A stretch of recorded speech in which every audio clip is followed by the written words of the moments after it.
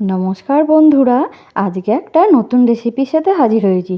আজকে করব খুবই সুস্বাদু গরম ভাতে খাওয়ার জন্য একটি রেসিপি। চলুন তাহলে কি কি উপকরণ দিয়ে করি দেখা যাক।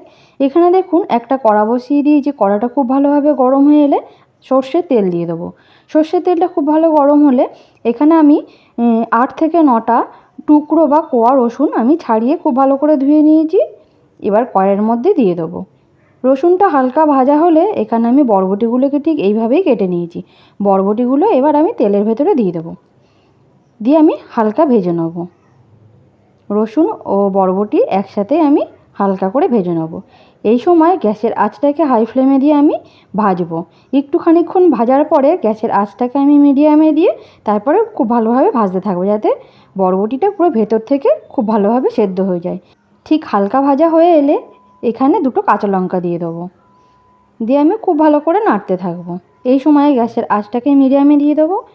আর এখানে পরিমাণ মতো নুন দিয়ে দেবো। আপনারা আপনাদের পছন্দ মতো নুনটা ব্যবহার করবেন।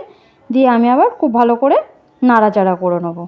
এখানে প্রায় 5 মিনিট মতো আমি খুব ভালো করে ভেজে নেবো। বন্ধুরা, এরকম যদি একটা ভর্তা হয় তাহলে দুপুরবেলায় ভাতের সাথে দারুণ জমে যাবে। আর যাদের মুখে রুচি নেই কোনো, তারা একবার এই ভর্তাটা করে খাবেন, তাহলে দেখবেন মুখে রুচি চলে আসবে। বাচ্চারা খেতে পারবে না, যেহেতু এটা খুবই ঝাল হয়।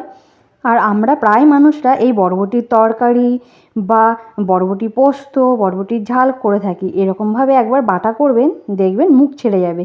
এখানে আমি 9 থেকে 10টা গোলমরিচ, গোটা গোলমরিচ দিয়ে দেবো। আর বড় চামচের 1 চামচ কালো জিরে দিয়ে দেবো। দিয়ে খুব ভালো করে হালকা করে ভেজে নেব। খুব ভালো না, আমি হালকা করে ভেজে নামিয়ে নেব। তো বন্ধুরা, এখানে আমি সবার লাস্টে কালো জিরেটা ব্যবহার করেছি, কেননা আমি কালো জিরের গন্ধটা খুব ভালো পছন্দ করি। আপনারা চাইলে প্রথমে তেলের ওপরে ফোড়নও দিয়ে দিতে পারেন, কিন্তু যে কোনো কিছু বাটার ক্ষেত্রে পরে কালো জিরে বা গোটা গোলমরিচ ব্যবহার করলে তার স্বাদটা আরও দ্বিগুণ বেড়ে যায়। দেখুন, এই সময় আমি এবার নামিয়ে বেটে নেব।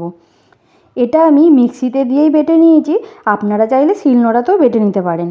তো আমার রেসিপিটি কেমন লাগলো অবশ্যই কিন্তু কমেন্ট করে জানাবেন। আর আপনাদের যদি রেসিপিটি ভালো লেগে থাকে তাহলে একটা লাইক, শেয়ার, সাবস্ক্রাইব করে আমার পাশে থাকবেন। আর বাড়িতে অবশ্যই করে একবার করবেন, দেখবেন খুবই ভালো লাগবে।